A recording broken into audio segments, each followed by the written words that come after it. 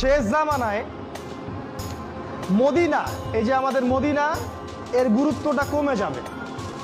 এটা আবু দাউদে আছে হাদিসটা। মদিনার গুরুত্ব কমে যাবে, মানুষ মদিনাকে অতটা মূল্যায়ন করবে না। মানে মদিনা থেকে বিশ্বের সবকিছু নিয়ন্ত্রণ করা হবে না।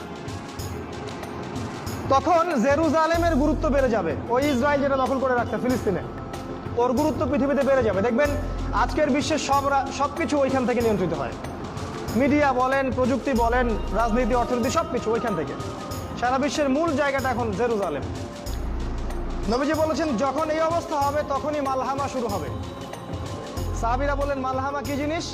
নবীজি বললেন এমন যুদ্ধ যে যুদ্ধে 100 জনের মধ্যে 99টা মানুষ মারা যাবে। 100 জনের মধ্যে 99টা সৈন্য মারা যাবে। এবং এই যুদ্ধটা হবে ইউফ্রেটিস বা ইরাকের